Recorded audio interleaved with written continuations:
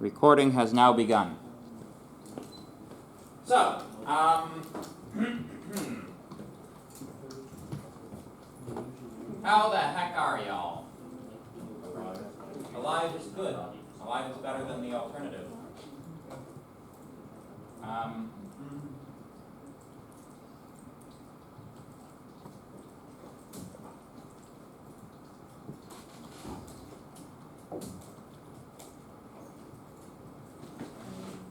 It's kind of interesting, the difficulties with the door.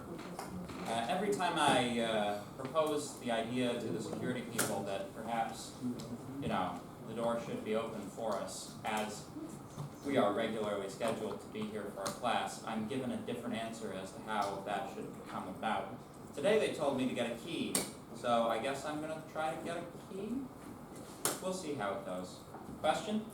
I know you sent me the email about why the wasn't properly Yes.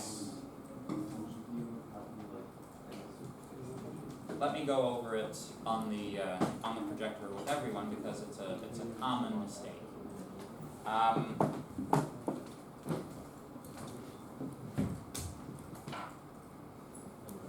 Okay. HDMI, computer one. There we go.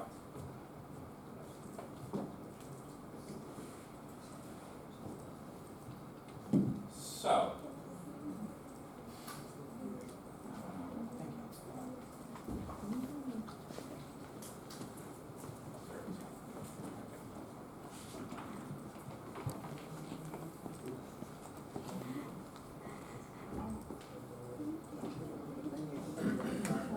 So last class we covered pretty much the entirety of the first module's worth of content. The primary purpose of that was to get us up to the point of being able to do a hello world. We now will take a bit of a deeper dive into PHP as a language, how it compares and differs to other languages that you may or may not know. Hopefully you know them, as they're all covered in the curriculum so far. Although, I found out today that apparently client-side is not a direct prerequisite of this class. So you can actually not do very well on client-side to the point of having not passed it and yet be in this class. I personally see this as kind of an oversight because, if you don't understand JavaScript, you're going to have trouble. I think you do need client-side to be in this class. Apparently it's not like an official prerequisite, according to the registrar. I think Java is, but client-side isn't. But Student graduate without client-side? Can a student graduate without client-side? I don't think so. I don't think. Yeah. Yeah. So anyway, yeah, but understanding of the client-side stuff is going to be necessary. So we're going to talk about PHP in more general terms. Please try not to bump the camera. I did record the last session. It's up on YouTube right now. I just didn't have an opportunity this morning. Or sometimes when a professor says I didn't have the opportunity to do something, it means they forgot. I forgot to post the link this morning, and I'll be posting it this afternoon. So don't worry, that'll all be up there. But if you search Nick Moore lectures Python or something else, you'll find my YouTube channel. It's in there. So anyway, can I make the lighting a bit better in here? Let's see. Oh wow, we got all or nothing. So what do you guys want? You want all or you want nothing? Nothing? Okay. If I end up doing some stuff on the board, I'll flip them back on. So, to demonstrate these examples, it's useful to do that with actual live PHP thing running. So if everybody could please, on your personal computing device or lab computer, if you could load up XAMPP and also VS Code. That would be amazing.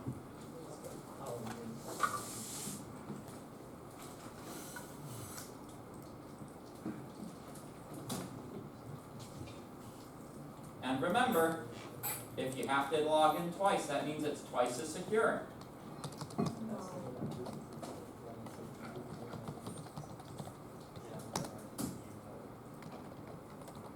Isn't the only skill that we have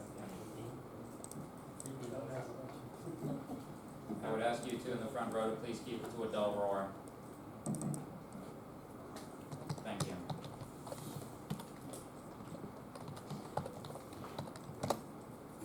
Alright. Those should be launching. There we go. Visual Studio Code. And XAMPP didn't run. I say launch! Thank you. Yeah. Couldn't take that long. Despite the fact that it seems complicated, it's actually, like, as programs go, it's not that bad. So, I clicked through this a little quickly last time, but on the lab computers, Windows Firewall Defender thingy will complain at you when you launch XAMPP. Just click cancel, and everything will still work, and everything will be fine.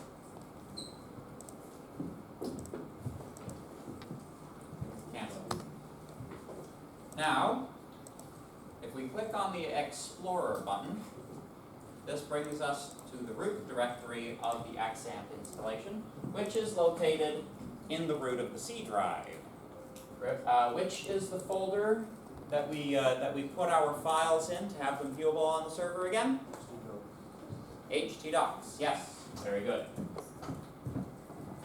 htdocs, and as you can see, this is just everything that comes by default with XAMPP. This works much better in Firefox, so I recommend it. The way that you access it, just type localhost.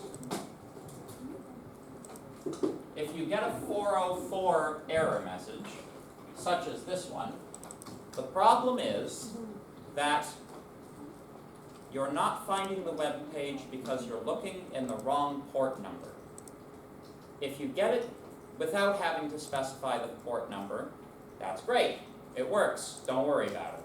But if this 404 error happens, the way to fix it, take a look at XAMPP. Beside your running instance of the Apache server, you'll have some port numbers specified.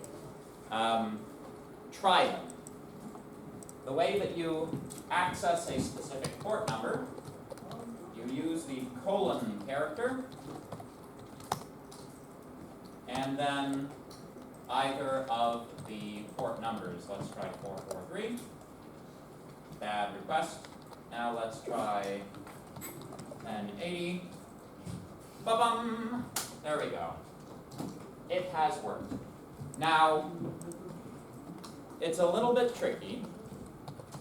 This automatically redirects you to the dashboard subfolder, right? So, if you're trying new URLs, you will need to try them with that bit removed if you want to put your work somewhere other than dashboard, right? So, I'm just going to delete the whole blasted thing, everything in there. Delete. There we go. Now we're clear. If we reload the page, object not found, you get a 404. There we go. But if you remove the dashboard extension, what you get is the standard Apache view of the contents of the file system in that folder. At the moment, the folder contains nothing because the directory is empty. As we add stuff to it, that will begin to fill up with things, right? But this is your default page that's shown by an Apache server when the directory you have requested does not contain an index.html page, or you haven't tried to access some file specifically. So, let's make a new PHP file. Let's call it week2.php.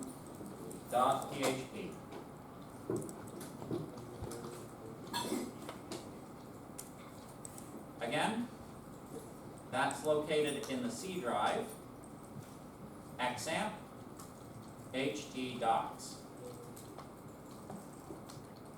Boom. Wonderful. So, does anybody remember what the tag is with which we open a PHP script in the file? Script. Yes. Outside. That like 3 people go for it at once. Yes. Oh, yeah. Correct. It's less than question mark PHP. You close it with question mark greater than. There we go. Let's just throw a hello world in there for now.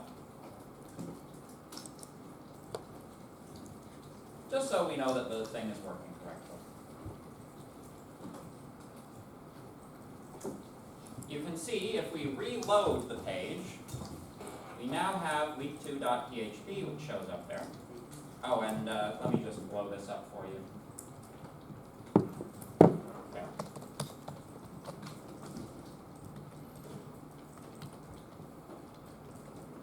If we click on that guy, we are requesting the PHP file from the server. This goes through the file and executes the PHP scripts. And we get the results in our web page. Huzzah! So there you go. That's your review of everything we covered last class. Sound good? Any questions? Yes. Where did you save the PHP file exactly in the, was it just htdocs?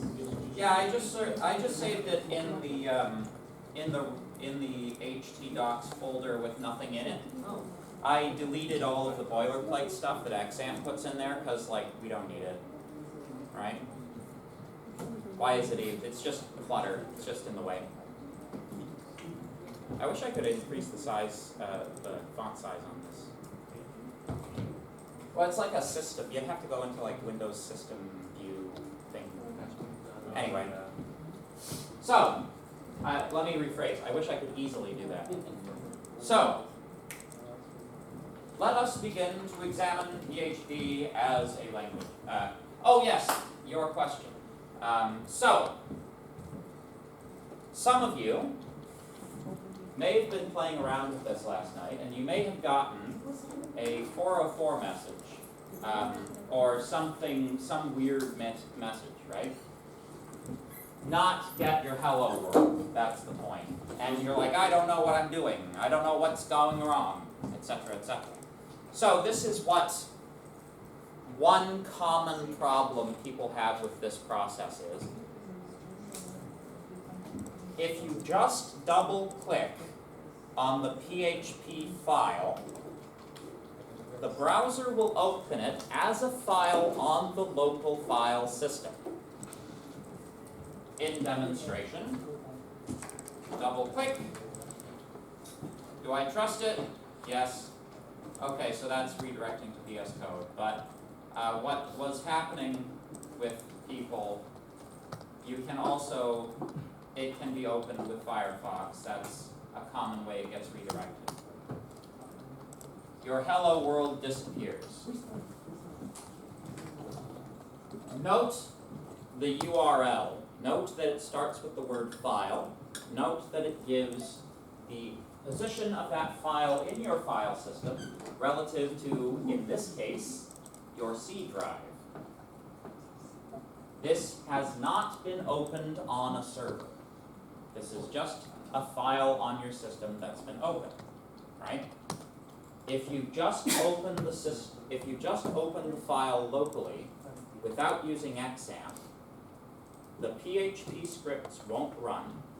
The browser may or may not do what you expect it to do with it.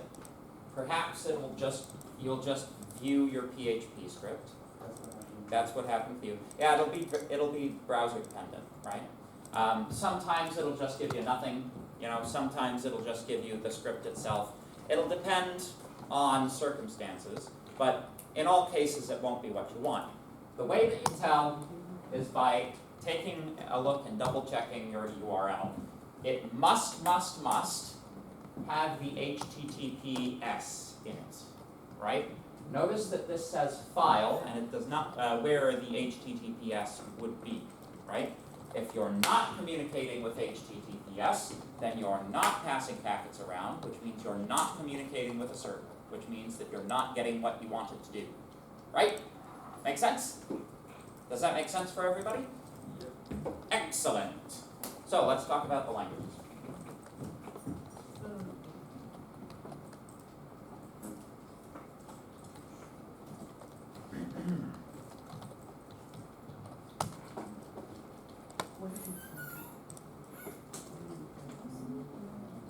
Can this be read in the back? Good? Awesome. So, if you recall, on a server, server requests can be serviced by processes written in any programming language you want. However, there is a paralysis in that degree of freedom. It is good to narrow down your choices. Let us compare and contrast our 4 languages that we know reasonably well so far: Python, Java, JavaScript, and PHP. Just out of curiosity, do they do any Python with you guys whatsoever past fundamentals? Nope. Okay, so in actual fact, your knowledge of Python is not going to be very good.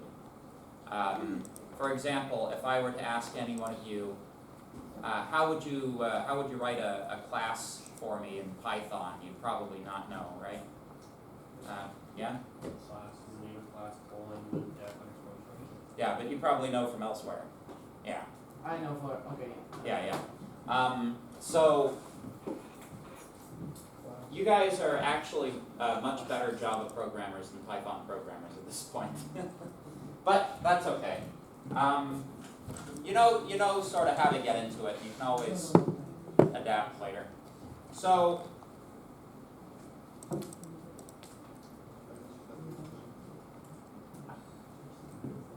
the correct way to think about different programming languages is thinking about different tools in a tool belt.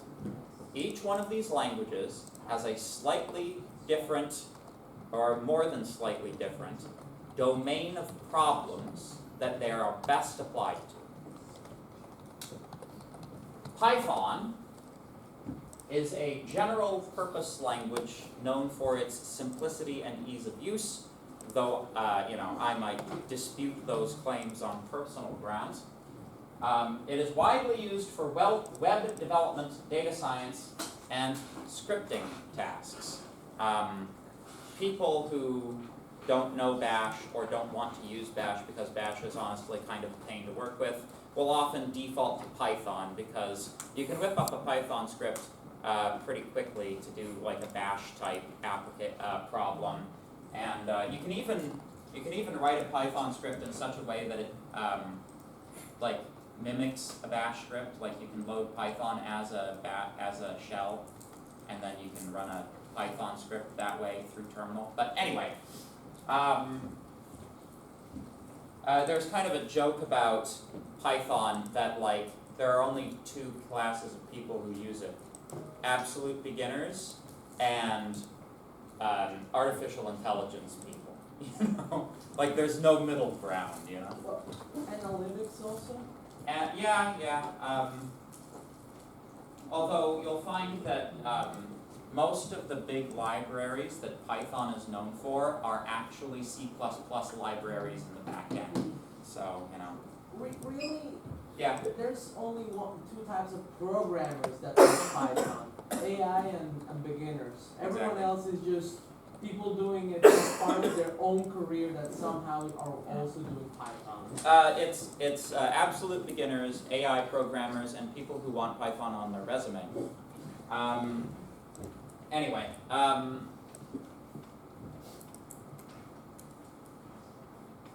yeah. Let's talk about Java. So Java is a precise and rigorous language. This makes it highly scalable. So it's also a fairly well optimized language.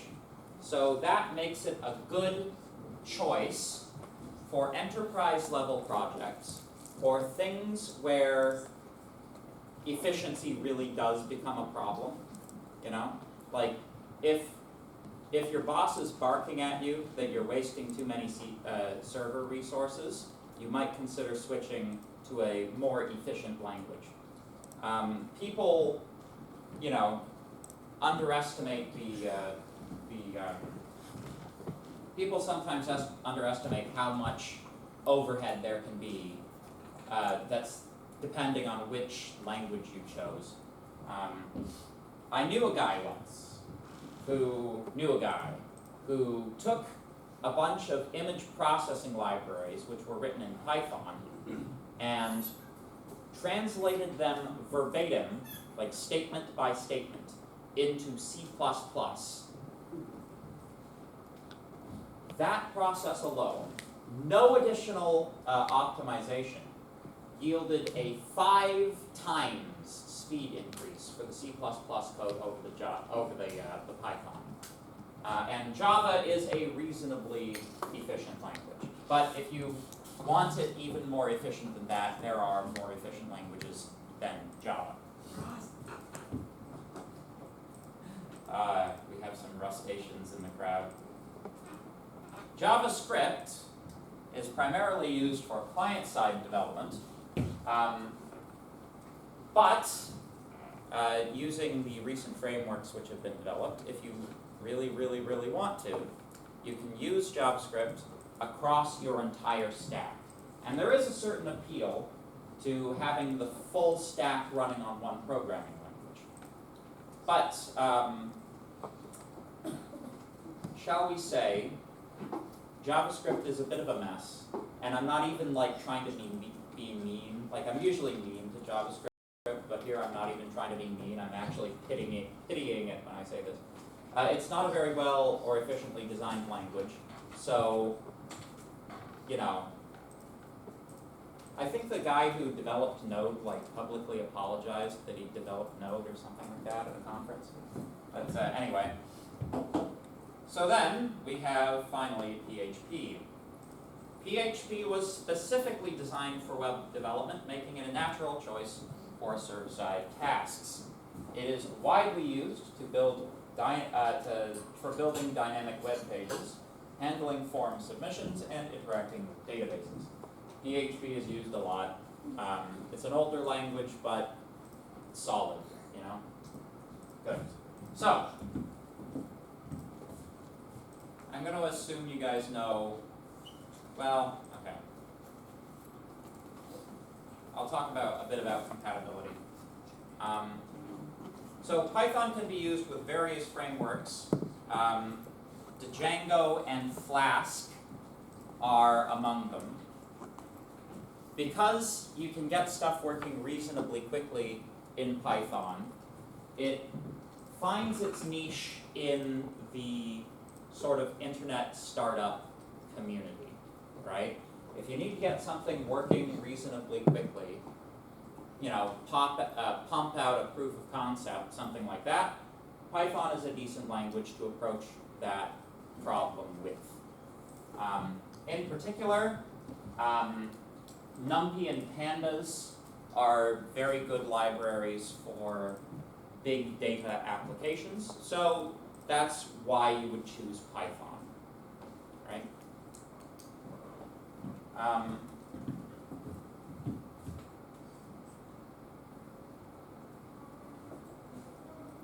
Java is known for high performance and the ability to handle high traffic scenarios.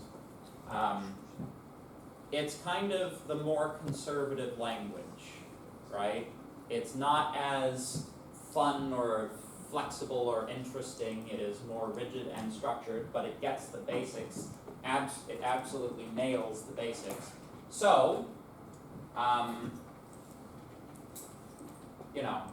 the natural sort of flow of things would be proof of concept in Python, but if you actually have to deploy something on a large scale, you'll want to work it down into a more efficient language such as Java. Also, the Java virtual machine is one of the reasons that the internet even scripting on the internet even exists in the first place. So.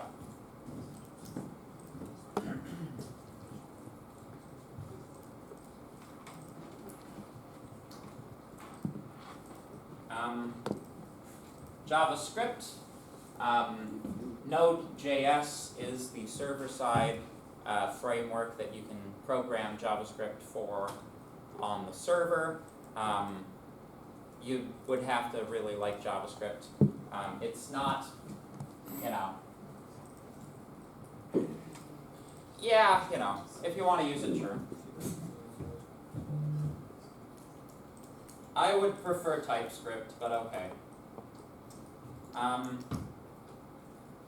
PHP is primarily designed to work with web servers like Apache and Nginx, making it a popular choice for shared hosting environments. You'll notice that those are both Linux-based distributions. PHP has a large and active community, so it's got a lot of active work, frameworks, libraries, that sort of thing. Laravel and Symfony, resources made available by other developers, and help on the internet. PHP is known for fast execution and is optimized for web application processing. This is the difference between in the study of programming languages, we have two categories, right? We have domain-specific languages, and we have general-purpose languages. Python and Java are general-purpose languages. No matter how efficient they are designed for most computing tasks. A language which is a domain-specific language can be highly optimized specifically for that domain. PHP is not so much a general-purpose programming language. It is fixed inside of its domain, but that means that it gets to be really good at what it does. Make sense? Good. Any questions about any of that? Good.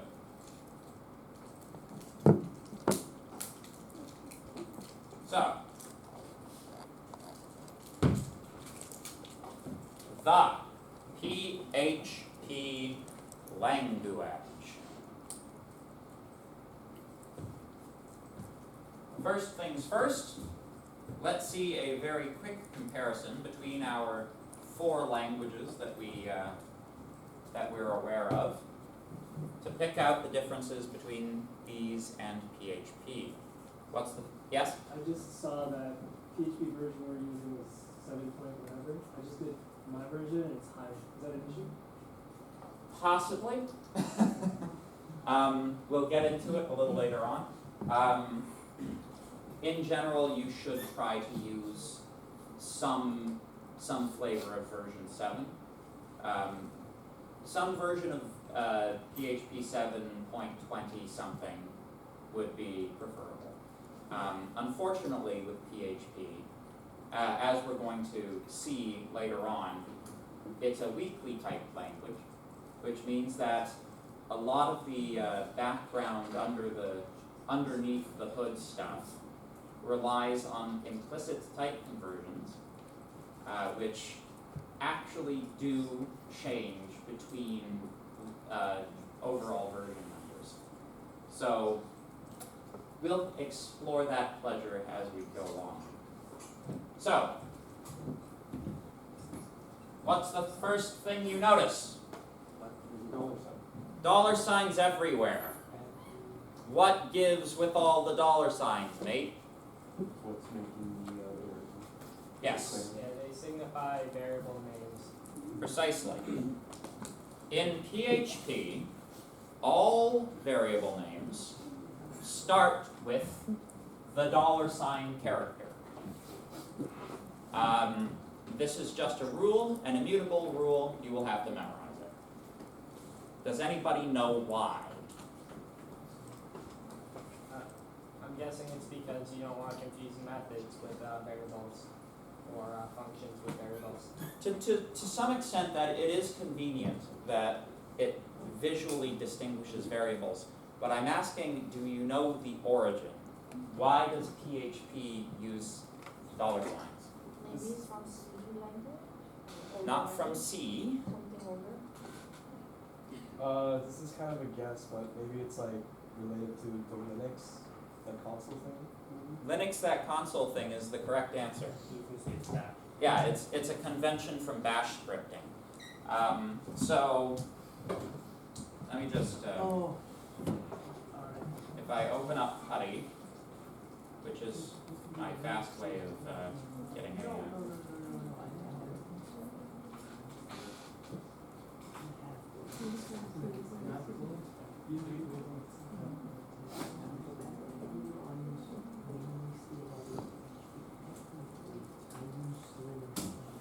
there we go.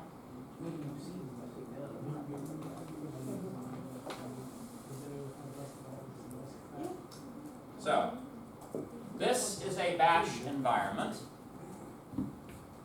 One of the things that exist inside of the bash environment are so-called environment variables. So one of the so this is like a little peek into how Linux works. Inside of this thing, there are lots and lots of variables that exist that tell you, for example, what is the current working directory.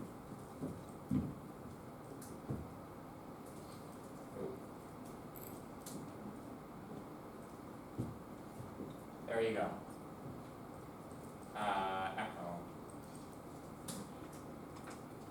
Echo PWD gives you current working directory. Path gives you the locations of all executable files that the command line interface will find by default. So, if you want to install something, you have to include it in one of these directories or include the directory in path, the path variable. You can assign to these as well inside of a bash environment. You can make up your own. My var, it's conventional to capitalize them, is equal to hello world. It's picky about spaces though. Come on.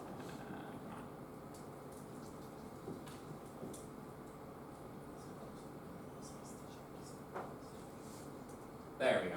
Pardon me. When you're assigning the variable, you don't use the dollar sign in bash, but when you're recalling it, you do. There you go. So, as I've said a few times, while the syntax is going to remind you most of Java/JavaScript, a lot of the sort of underlying conventions of the language are being derived specifically from bash scripting. So if you already know some, great. If you don't, you should learn it. It's an employable skill. This is a variable declaration. This is a variable declaration. This is a variable declaration. What are they all missing? Like the actual data type. The data type, that's right. In PHP, similarly to Python, we do not require any data type to declare a variable. We just use it. We also do not require a keyword that lets us know that we are declaring a variable, we just use it. So variable declaration operates in the Python style. In terms of the sort of nuts and bolts of syntax, semicolons required, curly braces also required, both in the Java style. And this is a strict requirement as opposed to JavaScript, which does not technically require the semicolons, though they're always a good idea. Make sense? So far, so good? Good. So, PHP uses C-style syntax for conditional statements and loops, using curly braces to define code blocks, just like Java and JavaScript. To say that a language is C-based is to say almost nothing. Pretty much every language you're ever going to work with is C-based.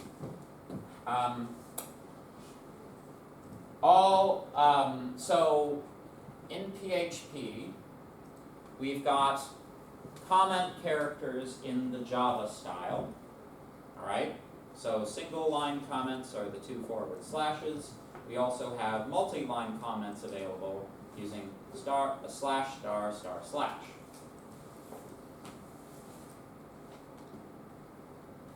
Similarly to Python, PHP is an interpreted language. A lot of the boilerplate that you require for Java doesn't need, it doesn't exist in PHP. You just simply start typing in your code without worrying too much about wrapping it in a method, wrapping it in a class, wrapping it in anything. You can just kind of code imperatively.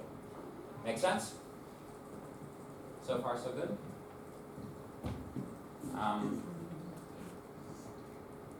So, just quickly, what's an interpreter? Compilers versus interpreters. Yes? Interpreter reads each line of code individually as it goes, or that changes? Yes. What were you going The to say? same thing. Same thing? Yes. So, an interpreter processes the file as it is being executed.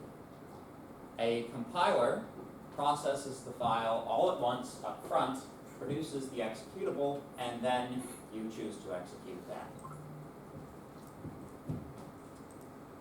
So, while PHP is a weakly typed language, those data types do still exist. So we still have our standard suite of data types. We've got strings, we've got integers, we've got floats, we've got booleans. Everybody's happy. Variable names in PHP are case sensitive. So these are 2 different variables.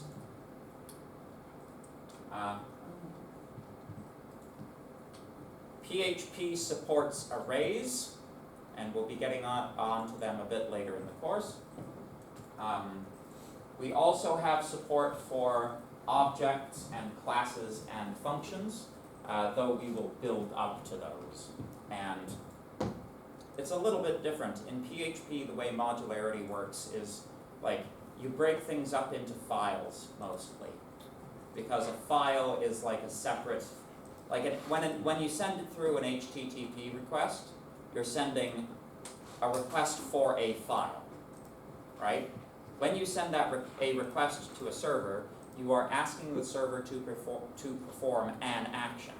So it naturally makes sense to break your program up along file boundaries rather than function boundaries.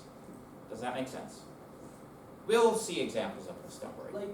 It's designed supports concepts of object oriented, but it's not like in Java where you have classes that you can instantiate with constructors. Yes. You're calling something Yeah, It's hard to explain what I have in mind. PHP is a language that went on a few dates with object-oriented, right? Java is a language that married object-oriented, right? That's kind of, that's as good a clumsy metaphor as I can come up with on the spot. Alright. Yeah. Here's one for you. Similarly to JavaScript, PHP is a weakly typed language.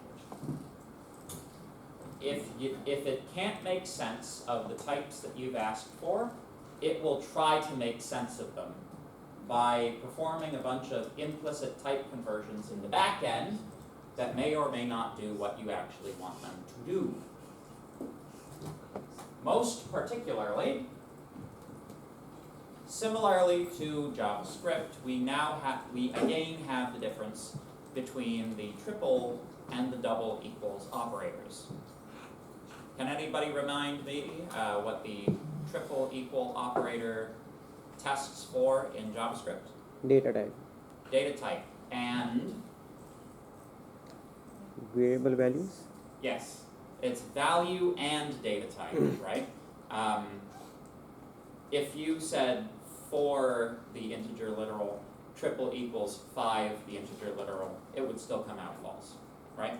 So, yes, you have to be careful about this because PHP inside of some of its internal structures like switch statements, it gives preference to the double equals over the triple equals, where a lot of the time we will want to be more strict than that and use the triple equals because that's more rigorous and a safer way to program. So yeah, we're gonna see some fun stuff with that. Any questions so far? So in summary, PHP is broadly similar to many of the languages you've already used. The expectation at this point is that you've gotten far enough now, you've seen enough languages, that there's enough carryover from previous languages that you can pick up a new one reasonably quickly, right? That's kind of the point you're assumed to be at in this program now, right? So, I don't expect, for example, to have to reteach you if statements and while loops, or what a function does, right? That's all assumed knowledge at this point. Good. So, but in general, as this language progresses, you will find that there are more similarities than differences. So, but let's talk about some of the differences. The one we picked out first of all, of course, is that the $ symbol is the first character of all variable names in PHP.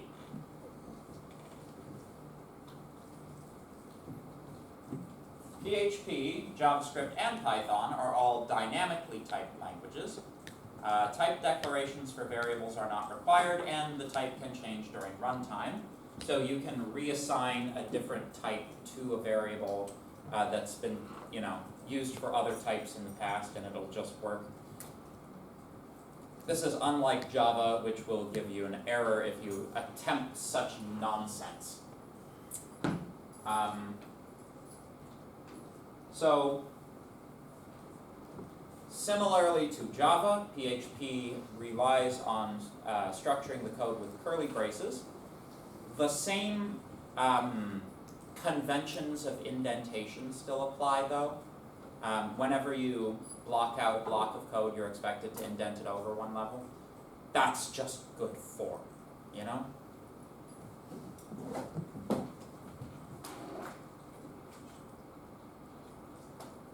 PHP and JavaScript have native support for associative arrays, while in Java and Python, you have special data structures for that. Hash map in Java and dictionary in Python for similar functionality. And yes, that's about Python, we don't care. All right.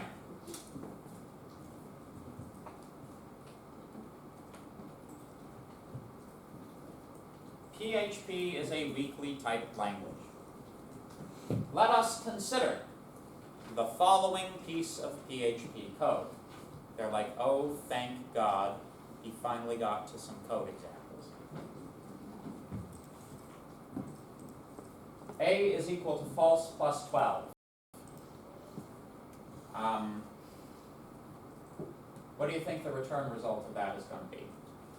What's A going to be? Yes. It's not gonna be 12. Yeah? Why? Because it will read, because it's weakly typed, it will read false as 0. It will read false as 0. Okay, well let's try it.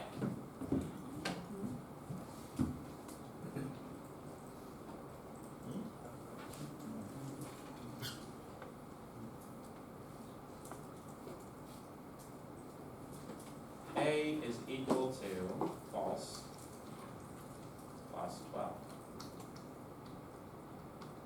Echo A is equal to A. Oh, there's, you don't need curly braces to inject. Not every time. There are rules around it. Alright. Yeah.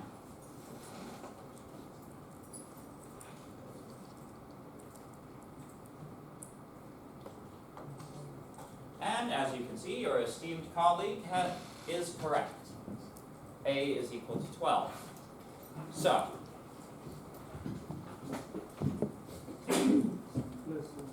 how about true? Any predictions? True is being converted to 1. So, if you take a Boolean and coerce it into an arithmetic operation on numbers, false will be converted to 0 and true will be converted to 1. So the reverse is not as simple. 0 will be converted to false. Any number other than 0 will be converted to true.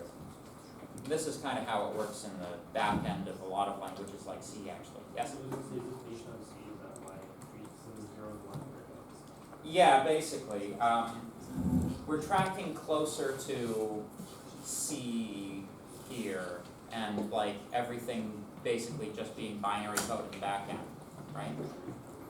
For this thus far at least. So here's a question, folks.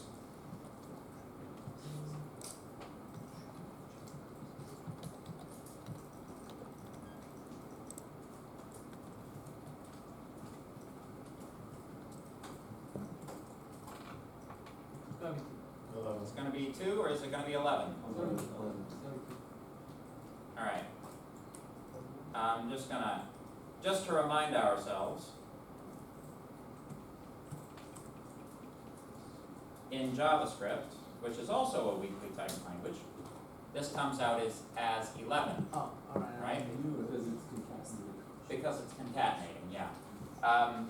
And this is like, if anybody knows any 6-year-olds who want to go to their teacher at school and say, I can prove that 1 plus 1 equals 11. There you have it. So, the question is, what do you get if you try the same thing in PHP? Are you ready for this? Are you holding on to your butts? It's no. I know. There you I've go. been vindicated. What? Because the data type is the same. Looking at this. No. Yeah. So 1 plus 1 is 2. It's interpreting these strings, which contain only numeric digits, as the correct integer, and then it's adding them. I saw it as like my brain immediately interpreted like that would happen because we ask it like the or function that returns the char value. That's what I thought. So, in JavaScript, if you have 1 the string plus 1 the number, the result of that is also 11. Anybody care to take a guess what it will be in PHP? Two. Again, it's 2. So there you go. Try one string minus one minus one integer in JavaScript. 1 string minus 1 is 0.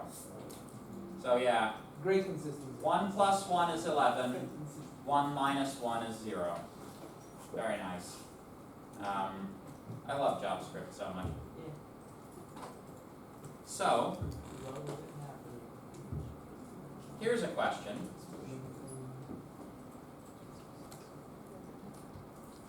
Hello plus world. You get hello world. Are we gonna give them their value of? No. All right. You guys ready? 0. Yep. Hello plus world in PHP actually yields 2 type warnings and a 0. What? Purely arithmetic operator. Exactly. So, all 3 of the languages you've learned so far overload the plus sign to mean both arithmetic addition and concatenation. PHP does not. In PHP, plus just means arithmetic addition. So, what's going on here? We have addition being performed. It looks at the first argument and says, well, that doesn't look like a number to me, so it converts it to 1. Since it's not interpretable as a number, it inserts a 0, right? It does the same thing to the second argument. World cannot be interpreted as a number, so it inserts 0. It then performs 0 plus 0, inserts that into A, and outputs that. It, at the same time, produces a couple of warnings. So this happened with the chars also? Probably.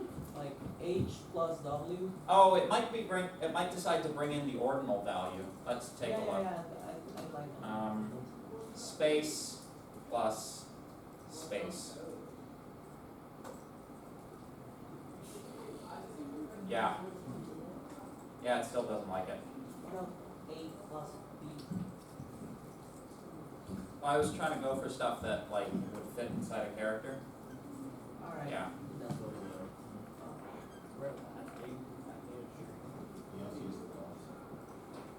Yeah. But if you use numeric characters, it will convert those. There you go. But oh, wait. I'm sorry. I apologize. There's no characters. There's no character literals in PHP. Those are still strings. So yeah. Although they're funny, interesting, weird strings. That's actually one of the fun things we have to talk about. Is that the difference between single and double quotes does exist. It's just it means something completely different than what we're used to. So let me see. Let me see how far ahead of the slides I've jumped.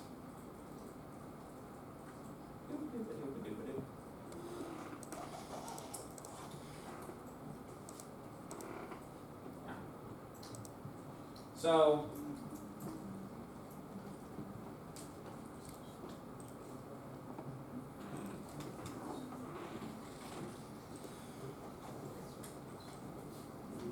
okay. One quick note on these loose comparisons before we move on. Consider this piece of code. 0 is equal to PHP. Well, you'd think, right? In versions prior to version 8, this evaluates to false. But in versions after version 8, this evaluates to true. And what is the warning again? That it's been in like 4 different pieces, 4 different instructional pages. Something about use version 7, not version 8 for this course, please. So these types of changes do happen, and have happened recently enough for it to be relevant. All right. Basically, how they group things in these implicit conversions in the back end is dependent on what version you write. So, what is the safe way to program in PHP? Someone on this side of the room. How do you avoid all of this issue? Learn the language, yeah. Input validation? Input validation, sure, that's a good one. But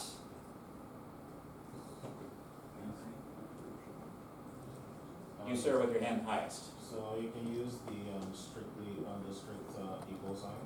So Yep. The triple one. That helps, yes. Because the strict equality always compares both data type and value. Yeah. I don't know. I'm mostly recording it for my voice, to be honest, and my gestures.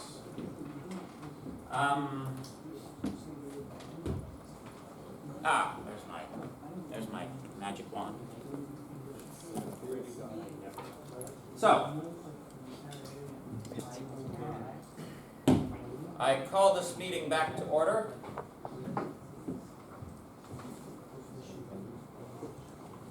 So, basically, the way that you avoid this type of problem is by just simply code better. Like, don't rely on just throwing characters into the file until something works the way you think it should, right? Like, plan your code, understand what it is you're writing, right? Understand when you're asking the computer to perform one of these terrible conversions, and just avoid them whenever possible.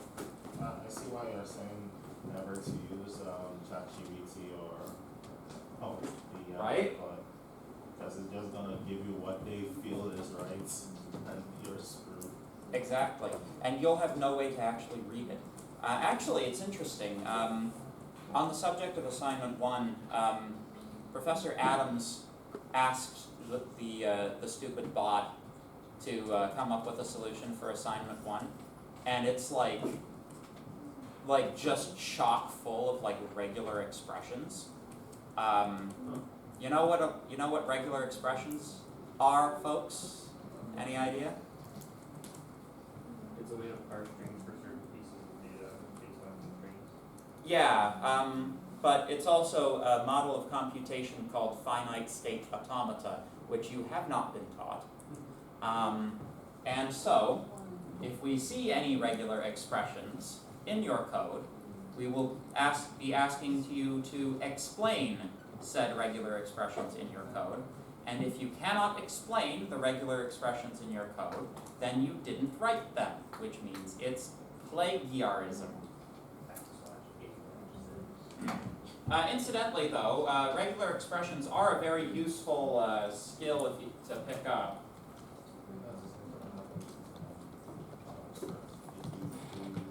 Yeah. Yeah, it's like, basically, there will be some people in the room who can use them, you know, but because they kind of know enough about them to be able to use them, but this is this is how regular expressions work, right? You can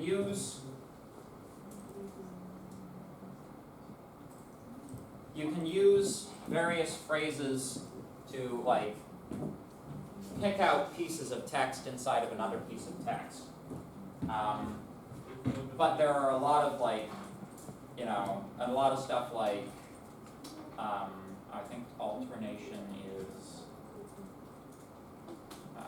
capital I or lowercase I n. That picks up all instances of these two characters being adjacent, including when the I is capitalized, right? With a space afterwards, you know? With a space before. All that kind of stuff, like, that's regular expressions.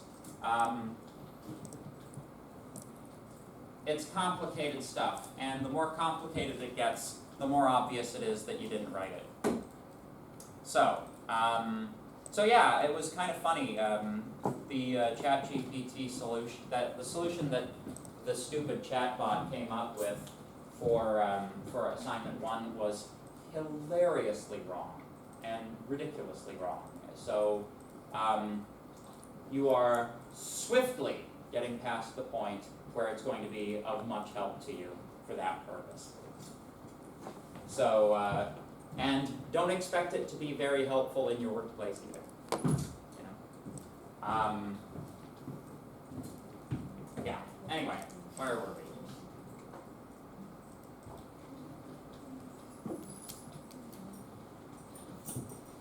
So, one thing that I want to point out here, when we are echoing things back from a PHP script, we absolutely can work in HTML tags in the general sense. So you'll see some examples here where Use the break. yeah, that in there, and you know, you can use breaks, although don't ever use breaks, they're forbidden, but it's fine. Oh, you use line instead of the line. Yeah, well, yeah, you're supposed to, instead of putting a break at the end, you're supposed to put them inside of paragraph tags, because it's a paragraph, right? Unless it's poetry. Poetry is like one of the few acceptable uses of the BR tag. What laziness is that acceptable? No. Laziness is the least acceptable reason. Or the most unacceptable reason. So yeah, basically you can mix tags in here, right? And you know, it kind of doesn't seem to do much here, but you know. Make sense? Like it is important to understand that the output here, like we're doing a bunch of simple numerical examples and that sort of thing, but the output here will eventually be a web page and will be encoded as web pages are encoded. Okay? Good. So, here's one further question for you. Does anybody know what the operator for concatenation is? Period. Yes.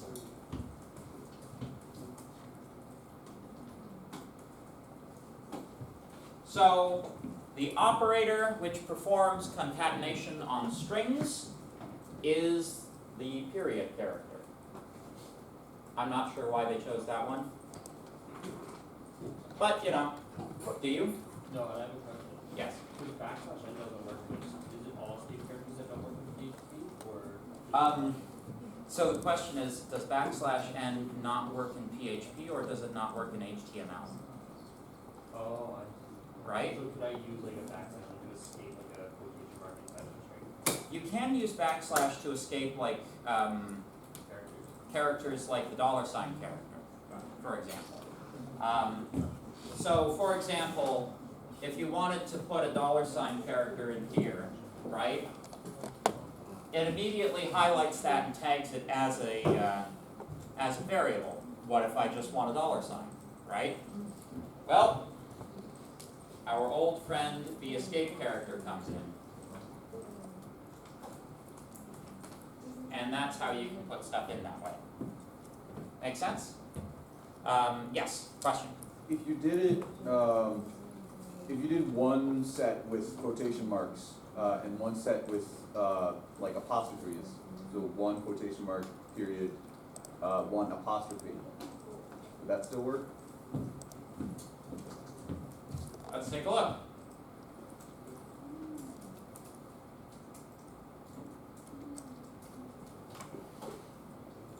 Yes.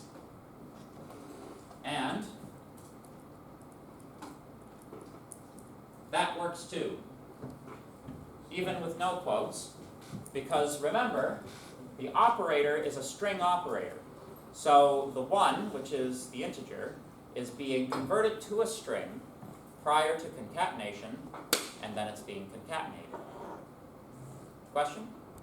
So, if there is no character, so what's the difference between the double quotation and single quotation? Oh, I'm so pleased you asked.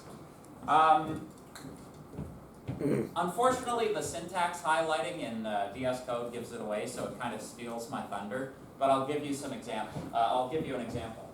All right. Let's take this exact line, right? And let's try single quotes instead.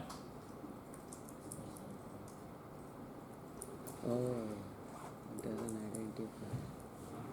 Oh, you ignores the Yeah.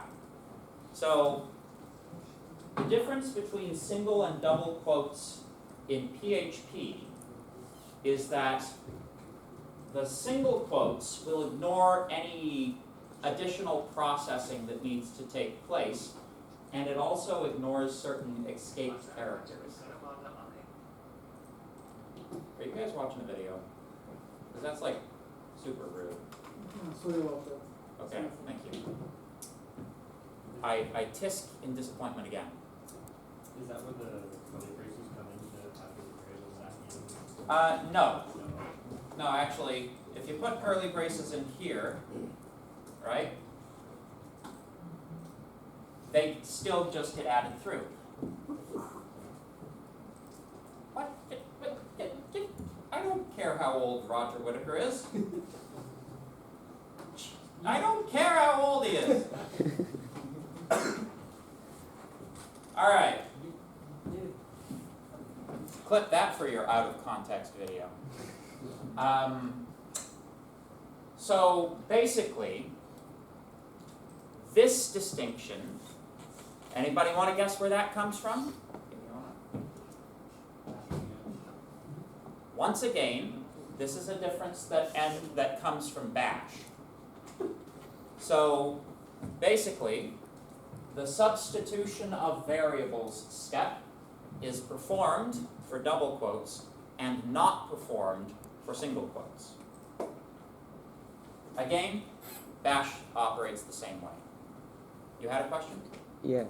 So if we use the plus sign, it's gonna typecast to an integer or a float character. And if we use the period character, it's gonna typecast into a string. Correct. So if we use that feature to our advantage to get the desired output, will you be cutting off marks for that? No.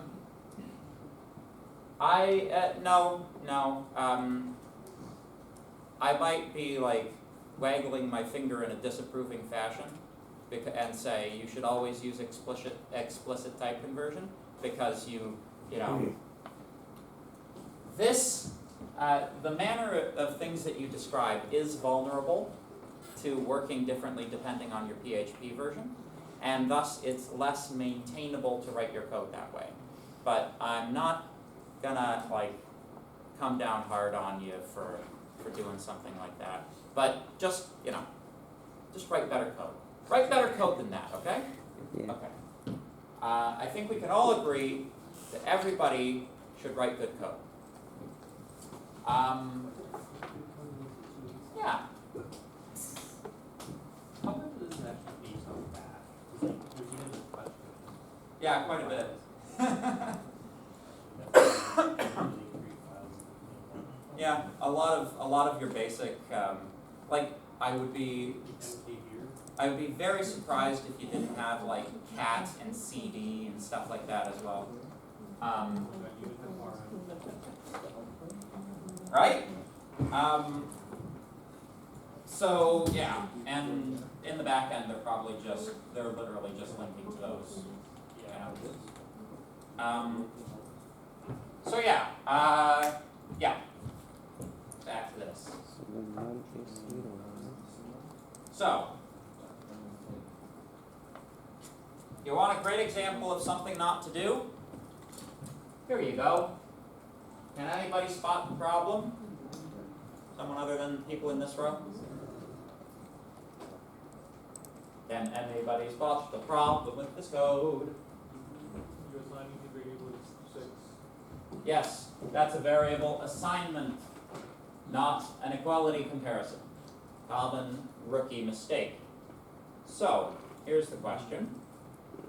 What does an assignment statement return? Well, It returns whatever's in the or declaration. let's try it.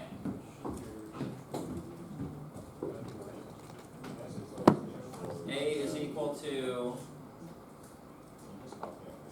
B is equal to 7. Let's see what happens. Yeah.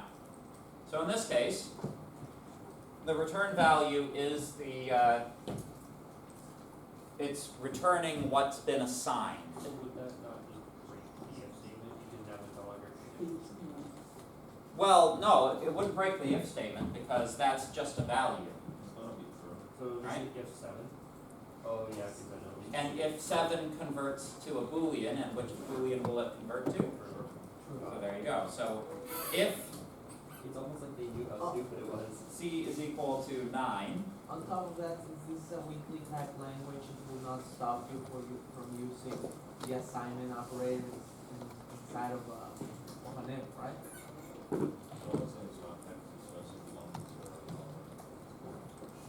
Wait, am I being dumb? No, yes. You sure? Yeah. You can literally just answer your own question. Aaron. Yeah. I wanted something that was distinct but logically equivalent. So, Better hope it works for you. there we go. So yeah, return value of this assignment statement will be 9. 9 is coerced to a Boolean with a value of true. That means that the first branch is being executed, which means that we get weak typing is done. Right? So, what's the solution to never ever running into a problem with this? Well, it's interesting actually, a lot of languages do this, including C. Where they'll return, well, I guess because it's equal to by. Yeah. So So they'll actually let you put in triple assignments. equal sign is the answer. Yeah. C will let you put in assignments. Oh yeah. Really? Mhm.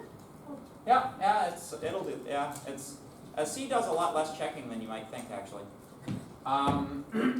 So the answer is just don't forget all your equal signs. Another way that you can catch it though, if you're doing something stupid like this, give me one moment. If you put the number first and the variable second, assuming it exists, let's say A, cap locks. There we go. Yeah. The problem here is that it's syntactically invalid to assign to a literal, right? So that will just flunk out on an error, and you don't have to worry about assignment inside of if statements. So. Wouldn't that be great? Why is it returning 11?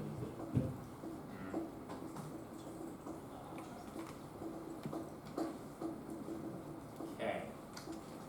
So there's just kind of leading on from that, because we're sort of on the topic, this is a little bit later on, but yes? So the null is 0, but if you cannot assign a null value to a variable, Yeah, you can't assign something to a literal. Literals aren't assignable. no, to a variable, Yeah, you can assign to a variable. null value. A null value? Yeah, I actually haven't gotten far enough. Is it a null? Do we have a null here in PHP? Let's see. Yeah, there was one of the examples, null. Yeah. Yeah, it's null? Okay, let's try it. Um,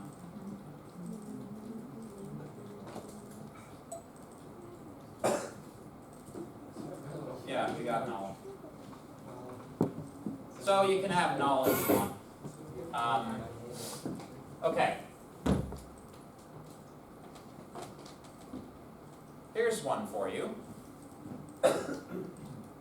Lazy evaluation. One thing that these conditionals do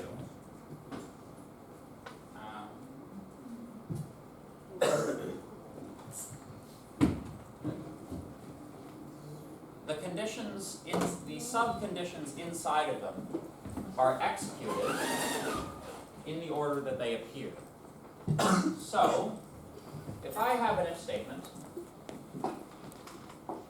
A and B and C, PHP executes these, it calculates them, first A, then B, then C. Now, here's a question. If A comes out false, is there any point in calculating the rest of those? No. No, absolutely none. Anything ANDed with false is always going to be false. So, if A evaluates to false during execution, the rest of these are ignored. This is known as lazy evaluation because it only evaluates so far as it needs to. Right? Now, the same thing is true in reverse for and or for or operations.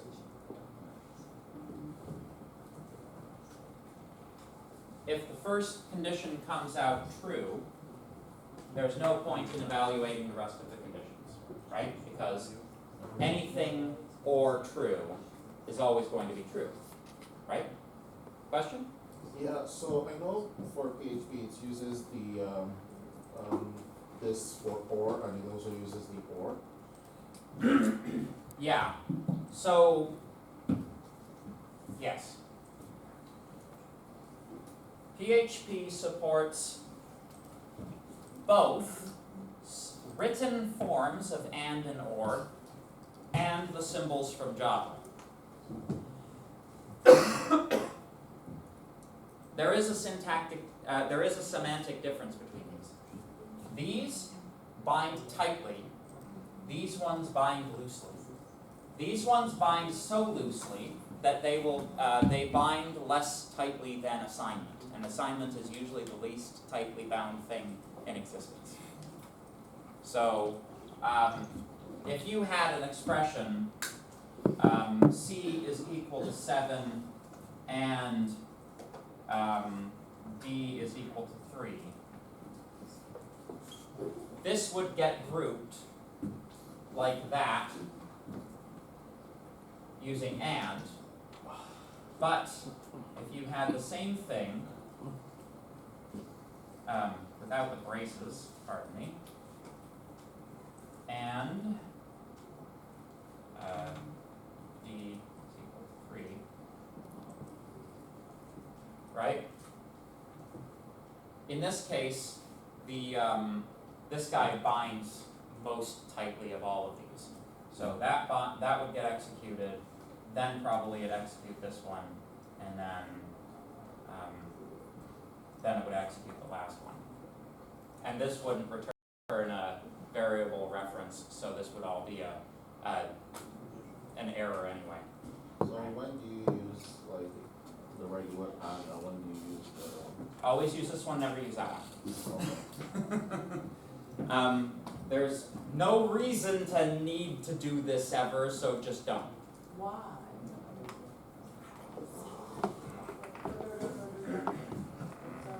You should never have to actually worry about like operator precedence anyways. Just use round braces. The rules of precedence only apply in the absence of round braces in these expressions. So, if it's in any way ambiguous, what's getting calculated with what, just put the round braces in yourself and then you don't ever have to worry about it. Alright, no, that's That right? Yeah? Make sense? I was trying to reduce round braces. Yes, good. Use I wanted to reduce them, that's the problem, but using more is also okay. they're a more elegant weapon of a more civilized age. Yeah. So, anyway,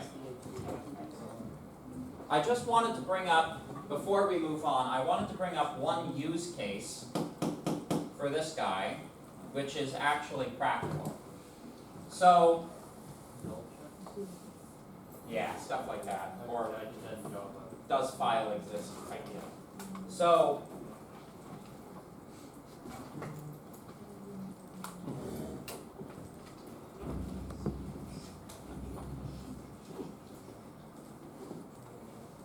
I feel like I'm going mad. So, because A needs to come out true for B to be executed, B might be something that would trip if A wasn't true. A classic example of this, let's say Q is not equal to 0 and P divided by Q is less than 0.7 or something like that. Right? What's the problem that this might have?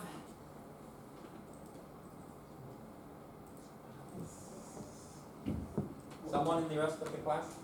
If you have a variable and you divide it by another variable, what might happen depending on the values in those variables? It may Exception? return a syntax error because it's trying to. Not a syntax error. Sorry, Exception? What kind?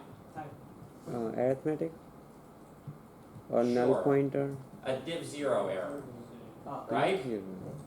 The value in Q might be 0. If you divide anything by 0, that is an automatic game-breaking bug, right? Just flat out crash your program most of the time, right? So, this condition, evaluated first, checks to make sure it must be true that Q is not 0 before this expression is evaluated. Therefore, that expression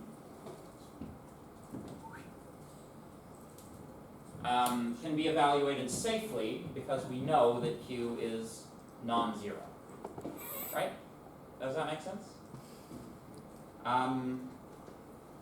You can use it for other similar applications, but it's mostly exception dodging, right? Like a file not found error. Before you open the file, make sure the file exists. I would go so far as to say, for most of these applications, you should just do regular sequential lines of code. Like, I'm not sure there's much that's gained by compacting it like this, right?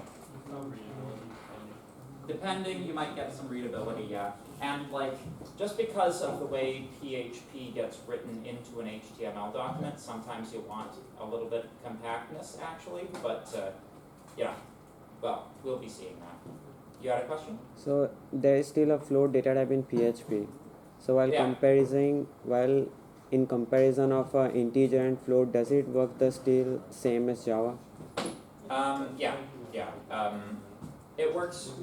It works in a standard manner across all programming languages.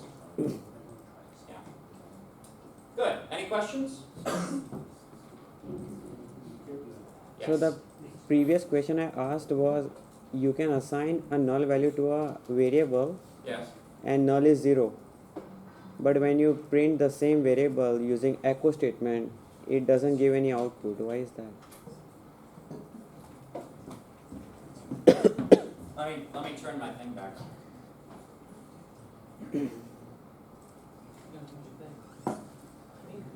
Oh, I think I know why. It's because of the difference between a 0 and a null string. So a null value would be interpreted as a null string, which is an empty string, rather than being some character value. Wait, null gets transformed to an empty string? I think so. We're gonna test it. Yeah, no. Okay, that's Echo. How does null print?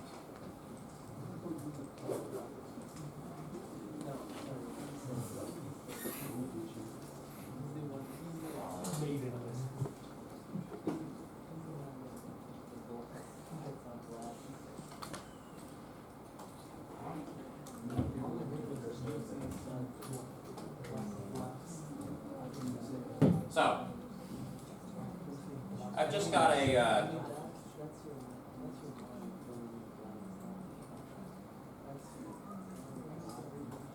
I've got C being assigned null at the top.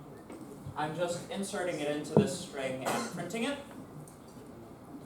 If I'm correct and null gets typecast as an empty string, we should see, well, I guess we'll still see one space because HTML will gobble the extra space.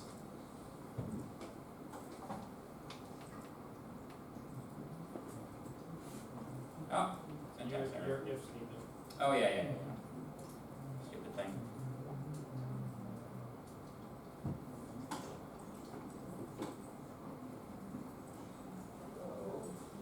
Uh-oh. There you go. So this is kind of an interesting thing, right? It's smushed this guy together with this guy. And that's because if you read that string out just as bare HTML, that's what it would be interpreted as by the browser. So if you want to fix that, you need your p tags.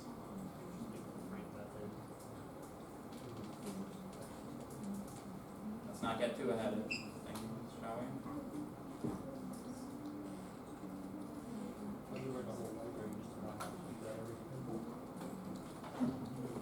There we go.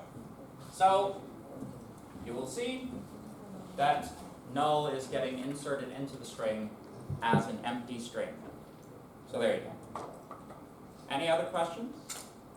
But like Hmm? when you put in a if statement that if a variable is equals to null, then so like if you put a string like let's say you assign null to a C variable and you put in a condition like if C is equal to 0, then it prints the statement. Sure, How come but is that's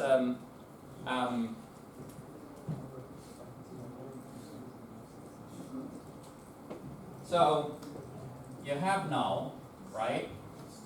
If you convert to int, you get 0. If you convert to string, you get empty string. Just because there's no equivalency between these does not mean that the language doesn't perform that way, right? I agree that it's stupid there's no equivalence between these, and it makes it a bad language and a bad weakly type system. But all weakly type systems are bad in my opinion, so I don't know, that's what you got. Yes? Related to strings, how is there a shorthand for pulling a substring from a string? It's substring, what do you call it? Is it just the function substring? Yeah, there's a function. Okay. Well, there you go. Does PHP start at 0 or 1? I don't know yet. I'm teaching this class for the first time. Give me a break, man. It starts with zero, so I know Lua starts at 1. Yeah, given what I've seen of it so far, I'm not surprised at all that it would start at 0. It seems pretty like in there with C and C conventions. When I say that it doesn't include text, doesn't it? Well, you know, Unix is the original IDE for C programming. So, okay, good.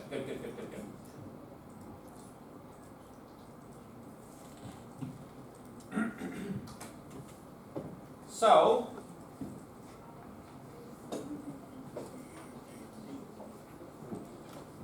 so far, we haven't really been too concerned about the opening and closing PHP tags.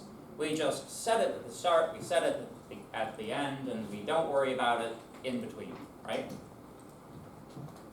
Well, PHP tags are XML tags which can be worked into a regular HTTP document with all of the trappings, all of the bells and whistles.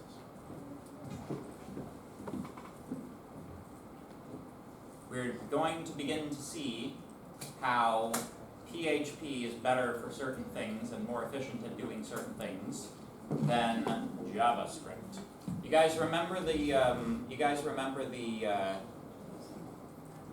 way that we insert text into a paragraph in JavaScript, Get the body, right? add element. Yeah, like first we have to write our HTML, then we assign an ID to the paragraph we want to insert text into. We have to grab a reference to that element in JavaScript using query selector or something like that. Then we have to modify the inner HTML property of that object that's been retrieved to have the string we want. Right? That's how we do it in JavaScript. Long, complicated process. Let's try it in PHP, but I'm going to make a new file. File, new file. Always make sure we close the PHP. What the scripts that the page is. Yeah, in the new one, you mean? Yeah. Yeah. Let's call this week 2 underscore week. Not PHP.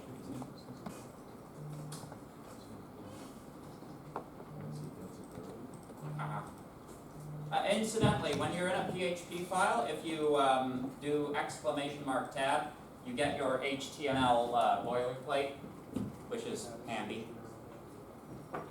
So,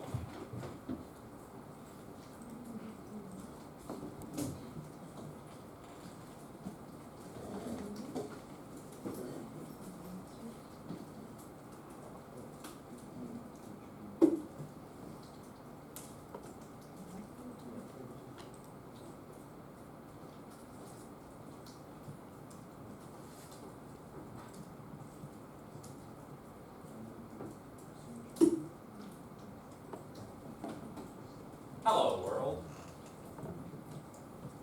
So, these little tags can be inserted anywhere. Inside a div, inside a table, inside of anything, right? And they put the text in, like, where the tag is. So, if you want, you can say, you know, up here, PHP,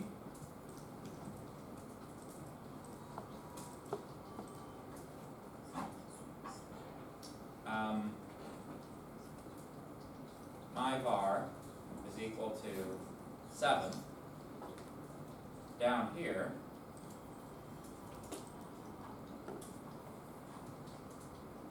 if my var is equal to, like strongly equal to 7. I forgot the, thank you. Then echo hello world.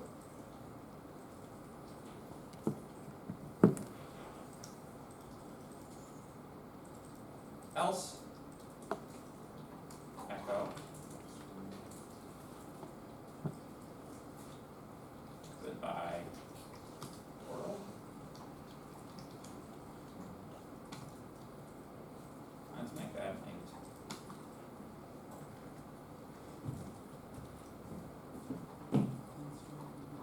beginning to look a little bit like we're mixing our code into our HTML document in a lot more of a like straightforward manner than with JavaScript. I think you'll agree, right? I mean, we could have done this with the script tag. We could, yes, we could certainly have done this with the script tag, that's true. But not as quickly. So I'll show you some other things that you can't do with a script tag. Alright? So the correct way to think about this tag starts the PHP interpreter. You have regular text rendering until you hit that PHP tag, then you switch on PHP mode, run a few lines of PHP, then you turn it off again, do some more text, run some PHP, do some more, PHP code, then turn it off. You can turn it off and on as much as you want. But there are a couple of interesting things about this. Number one, these are not separate interpreter sessions, right? The variables that you set in tags above will still have their values in tags below. So it really is correct to think of it as one program spread out among multiple tags. Make sense? You do not have, you can stop these things midway as well. And this is kind of interesting. So let's say, just for the sake of argument, you hate echo tag. You hate the echo command. Perhaps this is true.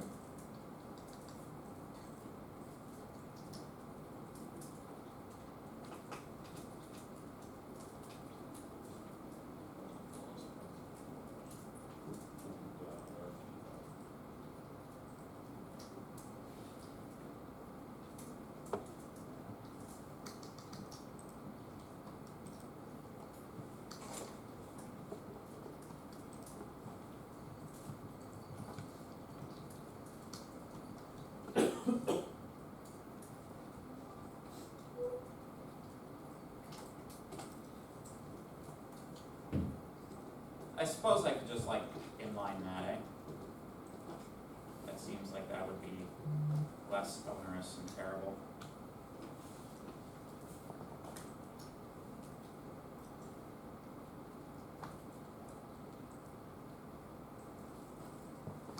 Anybody want to guess what the output is? It's still going to be global. Yes. Yeah.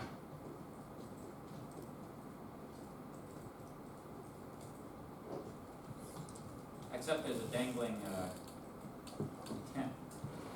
I've got semicolons in it now though. Alright, there we go. So,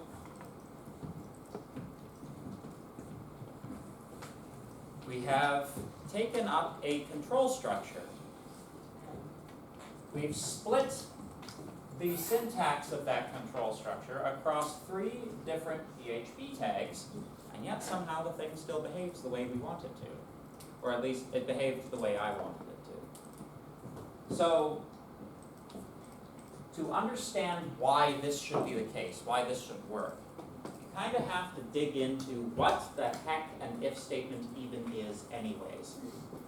Right?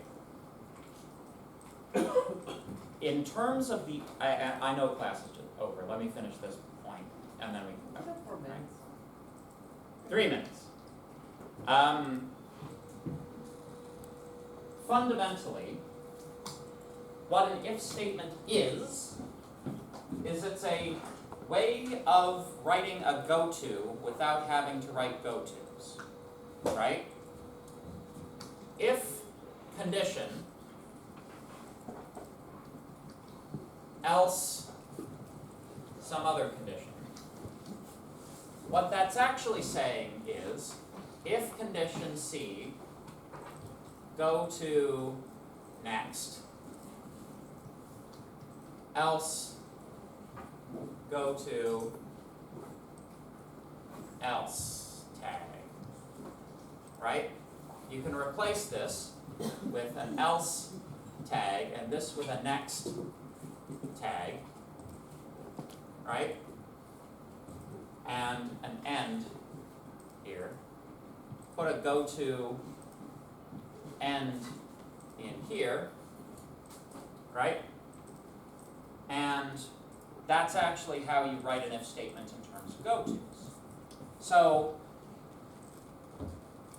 when we reach this statement, this if statement says, okay, this is a false condition, I'm going to go to the else case. Until that else case actually appears in the PHP interpreter, it's not executing. And when it's in text mode, that means it's not printing the text. Right? Does that make sense? Little bit, hopefully. So basically, that if statement is turning off anything happening until it hits an else. Once it hits the else, it starts executing, runs as normal. Right? Similarly, if it had been true, we would have executed until we hit the closing curly brace and skipped any else. And as long skipping occurs until the closing curly brace occurs. That make sense? You can kind of think of it as the program like lifting its pen off the page until it finds the construct it's looking for, and then it puts its pen back on the page and starts writing again. Does that make sense? Sort of? Okay. I think that's about as much as we can handle for one day. Good. I will, I'll post for you guys when the makeup classes are going to be sometime soon. Okay? Alright. Alright, get out of here.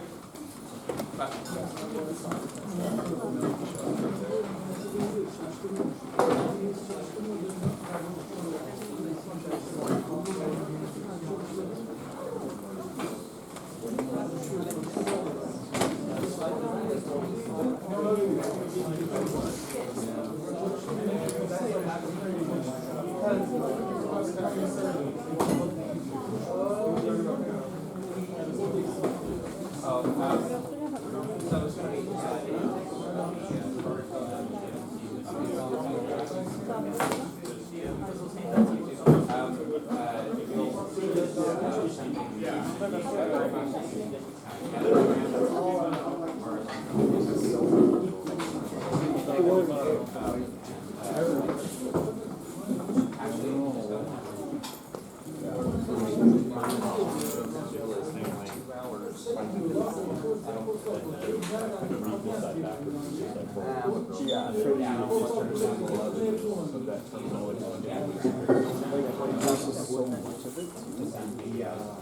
I was like, oh, plus, you know what I mean? Plus and iterate. And then like I didn't read the second half where it's like, oh, there's also ladder up, down, down, up. And I'm like, oh god. Hey, sure, I guess I can do that too. It's just really making it tedious. Yeah, but you're not actually running. Yeah.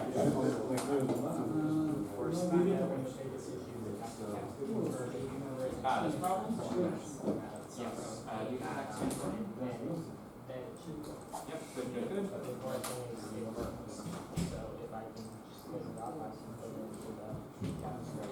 So that's for the index, but I'm still trying to stuff like I wanted to say this week's that first week's files. We have a class right now? Yeah. Like So week 2 global components. Slash.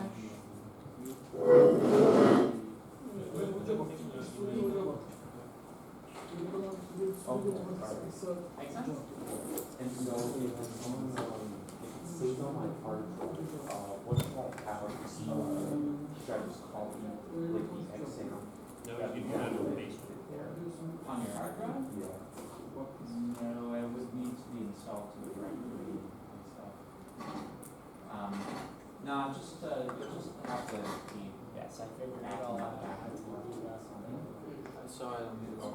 Wait, sorry, is that? Yeah, so you need to clean it up, and it covers up to be incorporated. I can get them to at least 300 lines. At least 300. That's a good number. Yeah, I've seen, some of the classes I've had to write in my life are 600-700 lines.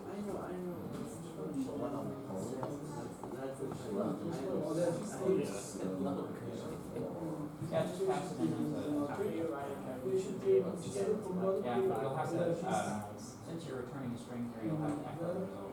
And then that'll send it back to the client. Oh, I'm not. You know what you're about to write. I was gonna say, I think the longest class I've ever written was just short because it was purely an object. It was purely just instance variables and methods to get set within the database and then any software related things. Yeah, it was like 800 lines of, I think there was like 90 instances. That sounds like pure unadulterated. Writing, like returning a string is different from sending that string back in the encoded HTTP packet. Neyi nerede yapabiliyor? Alright. Ya bitirmezsin. Bu gidersin daha ikisi de bitti. Bitti. Öyle işte. Alright, just give me a second. Evet, oğlum bizim üçüncü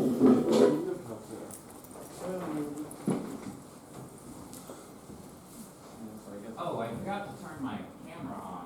Did I turn it off? Sure, it's the big red button. Alright. Are you okay with the alternate syntax for PHP? What's the alternate